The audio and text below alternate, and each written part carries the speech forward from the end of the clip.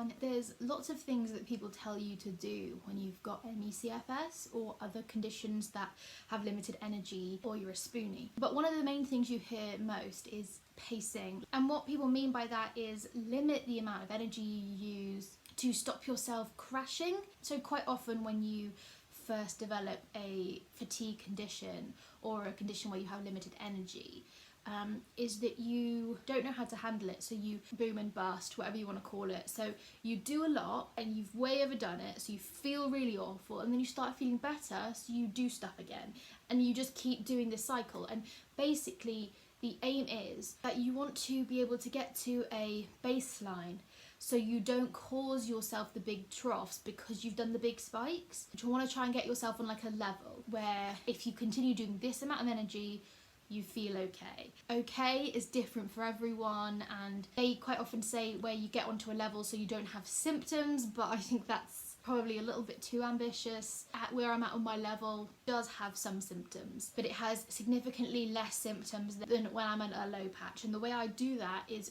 to not way overdo it. So I'm going to talk about my tips on how you can use pacing to get yourself on that level and feel better, which is the main advantage of pacing in my opinion. And it's not to say that if you pace you won't get any of those lows, because there are circumstances that are unavoidable where you will have to overdo it. You might get a cold, if you've got an exam, things like special occasions cause a crash. But regularly the aim should be to try and stay at your baseline.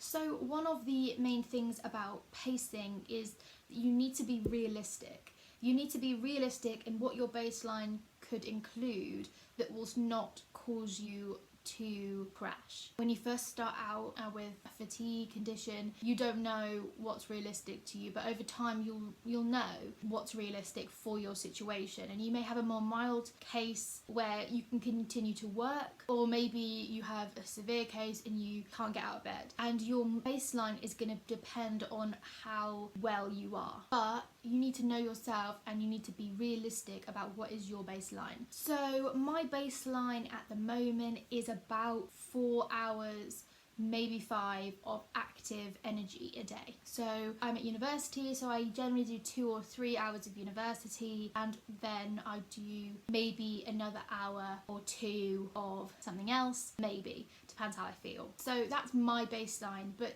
everyone's different, so your baseline might be significantly higher than mine. Your baseline may also not be as high as mine, so if you are mostly bedridden or completely bedridden, your baseline may be getting out of bed once a day, or you know, it all depends on you, but you need to be realistic. If you set too many goals, you're either going to be disappointed that you can't do them, or you're going to push too hard, do them anyway, and then you're going to continue the peaks and troughs cycle, which is what you're really trying to break. So my second point is kind of related. You have to be okay with not achieving everything you'd like to achieve. So quite often I have a list of things I'd quite like to do. I will prioritize them. Number 1 and 2 on my list are things that I know I can do today. And then I have some extra things that if I feel good, I might do some more, and if I don't, I won't do them. And that's really important because you need to not beat yourself up if you can't do what you set out to do. Sometimes I can't even do the things higher up my priority list because it's an unexpectedly bad day, and you have to forgive yourself for that. You definitely get a sense of guilt, a feeling you failed, and you need to try to let those feelings go. The feelings of guilt are completely unhelpful. You should not feel guilty if your chronic illness has prevented you from doing something you wanted to get done. To-do lists are great. I like a to-do list and I love to tick things off, but I don't beat myself up when I can't do the things I did write down. You have to be kind to yourself. So the next thing I wanted to talk about for pacing is to not try to do the same things every day. You need to be working within your abilities, but every day your ability will not be the same. Some days you'll feel really awful, and those fluctuations can sometimes be the result of things you've done, or they can just be a result of things you have no control over. Trying to do the same thing every day was initially what I was told by doctors after I was diagnosed. They told me that I should be doing the same amount of activity every day. And though this isn't completely wrong, because obviously you've got your baseline, and your baseline should be something you can do most days, but the problem with saying you should do it every day is that then you make this expectation for yourself and you push yourself too far. I was told that that was the right thing to do and that it would make me better. And so I went on these tiny little walks every day. It was hellish. I would have bad days and I would go anyway. I would be crying. I would just be, I so don't want to do this, but I was told that this is what I had to do.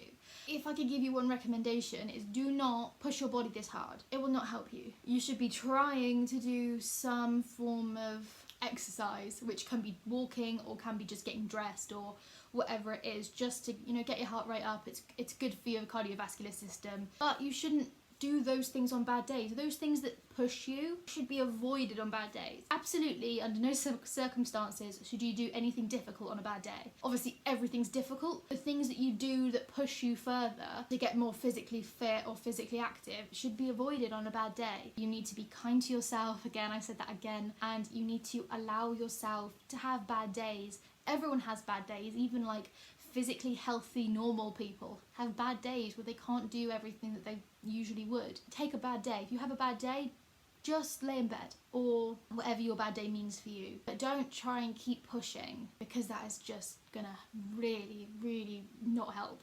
Another tip I have is don't forget that mental activities also use up your spoons. You always know that going for a walk or having a shower or, you know, doing the stairs, they're obviously all energy using. You need to limit them. But I think quite often we forget that reading a book or watching a really tense television program or obviously doing university work, there's things that are obviously work, like university, but watching a tense TV program or reading a book, concentrating on like a specific craft can all actually be high energy as well, depending where you are.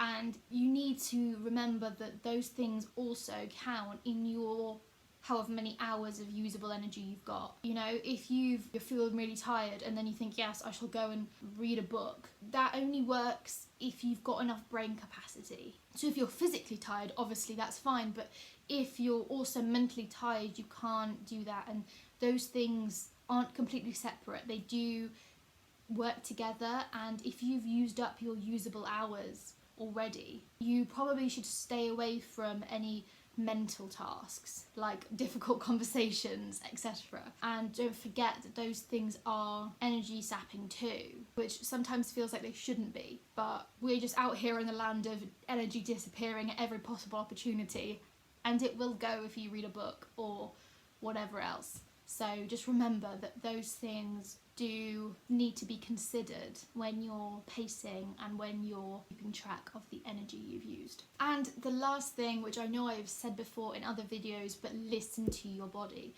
That's the main thing, and I think it's the main thing with really getting to a good place with your CFS. And it's something that no one else can do for you, and you really just need to spend time learning about it. You won't be able to do it straight away. When you are newly experiencing it, you just have to take time to understand the signals in your body and what they mean. When I got sick, all of the signals in my body changed. Before, when I was fit and healthy, being, you know, tired or a bit achy weren't bad things. I could work through them and that was okay. That's not what it means anymore.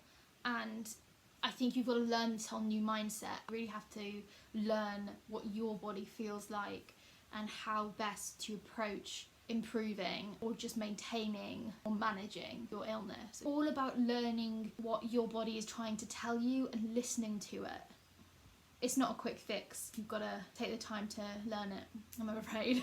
It's not always what you want to hear, is it? But thank you for watching this video. If you have any other tips for people on how to do pacing, please leave them in the comments and like the video if you enjoyed it. Also, please subscribe. I am hoping to hit 1,000 subscribers this year, but I think I might have over-egged my predictions, so if you could help me, that would be great. Thank you for watching. Bye bye. Or want to try and get yourself on like a level playing field.